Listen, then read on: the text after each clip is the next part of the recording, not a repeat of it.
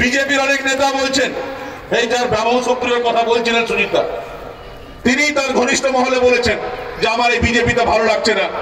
আমাকে বারবার বলা হচ্ছে আমি বাঙালি ছেলে, কলকাতায় বড় হয়েছি, বাংলা কালচার নিয়ে বড় হয়েছি, বিজেপি বারবার যেভাবে কথা বলছে আমি নিজে বাঙালিদের কাছে, বাঙালি সমাজের কাছে আমার মুখ দেখাতে পারছি না।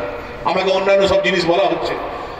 সে অনেক জায়গায় বলেছে যে আমাকে মন্ত্রিত্ব দিয়েছে, এমন এক মন্ত্রী করেছে যে মন্ত্রী কোনো দাম নেই, গাছ লাগানোর মন্ত্রী দিয়েছে।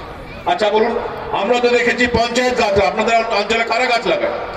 চারা গাছ কারা দেয়? পঞ্চায়েত দেয়। তো ও তো এত বড় মন্ত্রী, এমপি হয়ে মন্ত্রী হয়েছে, তো যদি গাছ লাগাবার জন্য মন্ত্রী করার জন্য আমার প্রধান কি করবে, আমার উপপ্রধান কি করবে?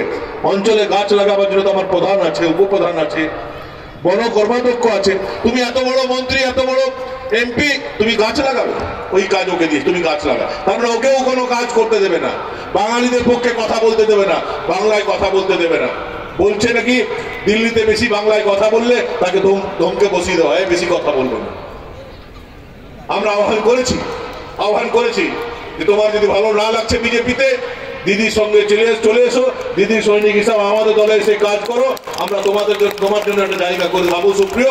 তুমি যদি বাংলাকে ভালোবাসো, বাঙালিদেরকে যদি ভালোবাসো, বাংলার মাটিকে যদি ভালোবাসো, তাহলে তোমার সঙ্গে যে অন্যায় হচ্ছে, বাংলার সঙ্গে যে অন্যায় হচ্ছে, ঠিক আছে তুমি বিজেপি টিকিটে জিতেছো, দরকার নেই ওরকম টিকিট, দরকার নেই ওরকম এমপি, চলে এসো, দিদির শরণাপন্ন হও, দিদির সঙ্গে থাকো, আমরা তোমাকে নিয়েও ভাববো, তোমার জন্য একটা জায়গা আমাদের দলে করে দেবো, যাতে মানুষের জন্য তুমি কাজ করতে পারো। কিন্তু জানি না তুমি লোক সামলাতে পারবে কিনা, জানি না।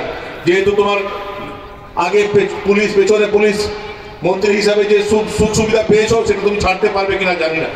কিন্তু আমরা আহ্বান করে রাখলাম, তুমি যদি মনে করো তুমি আসতে পারো।